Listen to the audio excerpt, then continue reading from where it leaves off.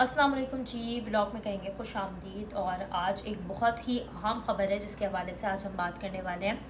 پاک افغان کشیدگی کے حوالے سے۔ جی ہاں بالکل، رات گئے افغانستان طالبان نے جو ہے وہ پاک فوج کے بارڈر پر حملہ کیا، اور جس کے بعد پاک فوج نے بھرپور طریقے سے کارروائی کی اور ایک کامیاب کارروائی کرتے ہوئے اب تک وہ کارروائیاں جاری ہیں اور مختلف پوسٹ جو ہیں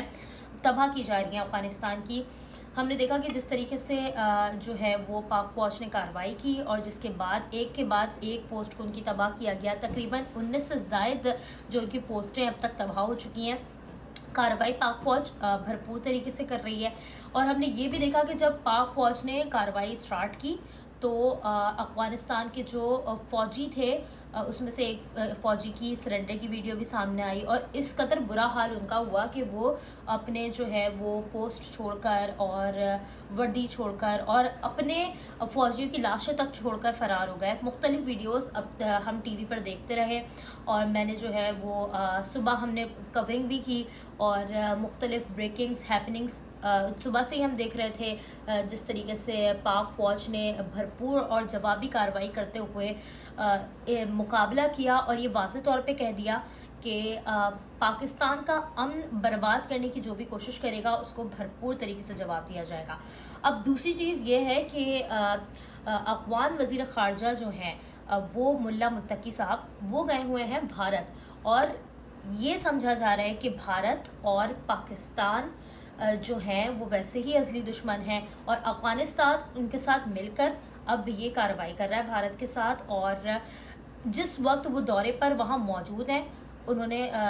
2 دن پہلے میرے خیال سے ایک پریس کانفرنس بھی کی، 1-2 دن پہلے، جس میں انہوں نے پاکستان پر سنگین قسم کے الزامات لگائے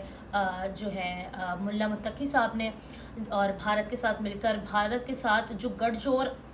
جوڑ جو اب چل رہا ہے افغانستان کا، وہ واضح طور پہ دکھائی دے رہا ہے کہ سپورٹ جسے کہتے ہیں کہ بھارت پیچھے سے کر رہا ہے اور آگے سے افغانستان فرنٹ پر ہے۔ پاکستان نے، پاک فوج کے ترجمان نے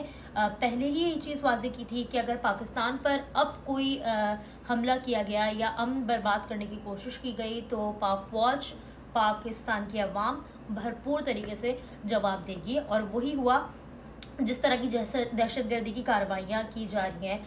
طالبان کی جانب سے، دہشت گردوں کے حوالے سے افغانستان سے ہو رہی ہیں، اور ابھی 1 دن پہلے جو پاک فوج کے ترجمان کی جانب سے یہ واضح طور پہ کہا گیا کہ اب مذاکرات پر بات آنا بہت مشکل ہے۔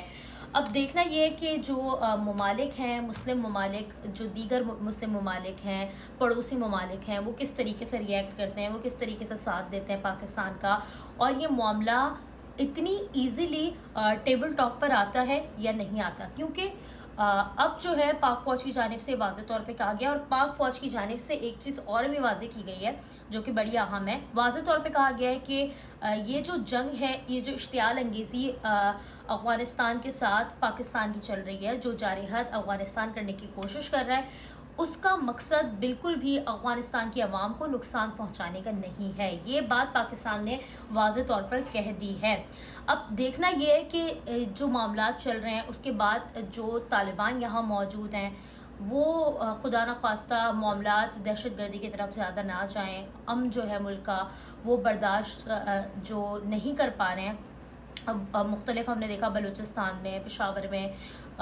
کتنے سارے واقعات ایسے پیش آ رہے ہیں، اور سب افغانستان سے ہو رہے ہیں۔ تو یہ دیکھنا ہے کہ اب خدا نخواستہ حالات خراب نہ ہو جائیں، اور بھارت جو سرپرستی کر رہا ہے، بھارت جو ڈائریکٹلی یا انڈائریکٹلی کہہ لیں کہ افغانستان کے ساتھ ملا ہوا ہے، ایسا نہ ہو کہ بھارت اور افغانستان دونوں کو شکست کا سامنا ہو، اور کیونکہ ہو رہا ہے افغانستان کو بھی ایک طریقے سے دیکھا جائے تو شکست کا سامنا واضح طور پہ ہو چکا ہے، کیونکہ ان کے پاس اتنے وسائل نہیں ہیں کہ وہ پاکستان کا مقابلہ کر سکیں۔ بھارت کی بات کریں، ایٹمی طاقت تھا بھارت بھی، لیکن مقابلہ نہیں کر پائے، تو پھر افغانستان کیسے پاکستان کے ساتھ مقابلہ کرے گا؟ تو دیکھنا یہی ہے کہ مذاکرات کس طرف جاتے ہیں، مذاکرات کی ٹیبل پر پاکستان اور افغانستان آتے ہیں یا نہیں آتے ہیں، اور معاملات کشیدگی کی طرف جاتے ہیں، یا مسلم ممالک جو ہیں یا دوسرے ممالک جو ہیں وہ کوئی کردار اس چیز میں ادا کر سکتے ہیں یا نہیں۔ آپ کا کیا ریویو بتائیے گا؟ Thank you.